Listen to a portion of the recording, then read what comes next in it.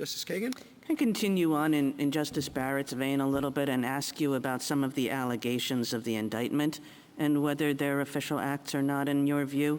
So the defendant signed a verification affirming false election fraud allegations made on his behalf and a lawsuit filed in his name against the Georgia governor. I don't think we've disputed that that's official. I'm sorry, that is unofficial. That's unofficial. Same for the defendant called the chairwoman of the Republican National Committee, asked her to gather electors in targeted states, falsely represented to her that such electors' votes would be used only if ongoing litigation in one of the states changed the results in the defendant's favor. We have taken the position that that is official. That's official? Yes. Why would that be official? Because the organization of alternate slates of electors is based on, for example, the historical example of President Grant is something that was done pursuant to and ancillary and preparatory to the exercise of the core recommendation clause power. So when President Trump couldn't he have taken this action just in the status of a candidate? The fact that he could have done so doesn't demonstrate that he did do so in this case, and based on the allegations, we think it's clear he did not, that this was done in an official capacity. The defendant asked the Arizona House Speaker to call the legislature into session to hold a hearing based on their claims of election fraud. Absolutely an official act for the president to communicate with state officials on a matter of enormous federal interest and concern, attempting to defend the integrity of a federal election, to communicate with state officials and urge them to view what he views as their job under state law and federal law. That's an official act. Well, attempting to defend the integrity of the election, I mean, that's the defense. The allegation is that he was attempting to overthrow an election. Essentially, exactly right. And neither allegation of what the purpose is should make a difference as to whether it's immune. That is extremely strong precedent from this court. Does it strike you as odd that your understanding of immunity goes way beyond what OLC has ever claimed for a former president? I view the OLC opinions here as strongly supporting us, because any time a congressional statute basically got anywhere near touching the president's prerogatives, they've said, oh, we're going to interpret the statute narrowly to avoid that. So well, that's a different question. I mean, what OLC has always said is that sitting presidents get immunity, but former presidents, no. Now, there might be a different argument made about whether a statute or whether a statute as applied to particular conduct is properly available against the president.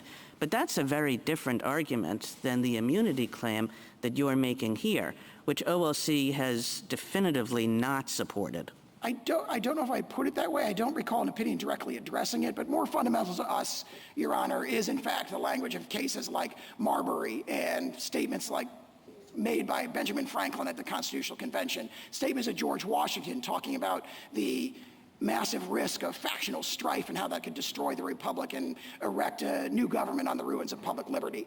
That's what we rely on principally here. I cite the OLC opinions because, of course, what you see there is a very strong trend that if there's any statute that might trench in any way on the president's prerogatives, which they interpret it to avoid that. If a president sells nuclear secrets to a foreign adversary, is that immune? That sounds like, similar to the bribery example, likely not immune. Now, if it's structured as an official act, he would have to be impeached and convicted first before. What does that mean if it's structured as an official act? Well, I don't know in the hypothetical whether or not that would be an official act. You'd probably have to have more details to apply the Blasingame analysis or even the Fitzgerald analysis that we've been talking about. How about if a president orders the military to stage a coup? I think that, as the Chief Justice pointed out earlier, where there is a whole series of, sort of guidelines against that, so to speak, like the UCMJ prohibits the military from following a plainly unlawful act. If one adopted Justice Alito's test, that would fall outside. Now, if one adopts, for example, the Fitzgerald test that we advanced, that may well be an official act, and he would have to be, as I'll say in response to all these kinds of hypotheticals, has to be impeached and convicted before he can be criminally prosecuted. But I emphasize to the court that— Well, he's gone. Let's say this president who ordered the military to stage a coup, he's no longer president. He wasn't impeached. He couldn't be impeached. But he ordered the military to stage a coup, and you're saying that's an official act. I think it would depend That's immune. I think it would depend on the circumstances, whether it was an official act. If it were an official act, again, he would have to be impeached. Well, what does that mean, depend on the circumstances? He was the president. He is the commander-in-chief. He talks to his generals all the time, and he told the generals, I don't feel like leaving office. I want to stage a coup. Is that immune? If it's an official act, there needs to be impeachment and conviction beforehand, because the framers viewed that kind of If very it's an low official risk. act, is it an official act? If it's an official act, it's impeachment. Is it an official act? On the way you've described that hypothetical, it could well be. I just don't know. You'd have to, again, it's a fact-specific, context-specific determination. That That's answer not sounds to me as though it's like, yeah, under my test, it's an official act, but that sure sounds bad, doesn't it?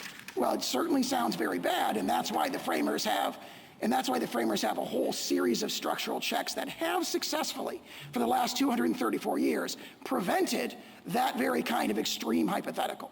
And that is the wisdom of the framers. What they viewed as the risk that needed to be guarded against was not the notion that the president might escape, a criminal prosecution for something, sort of very, very unlikely in these unlikely scenarios. They viewed much more likely and much more destructive to the republic the risk of factional strife discussed by George Washington. The framers did not put an immunity clause into the Constitution. They knew how to. There were immunity clauses in some state constitutions.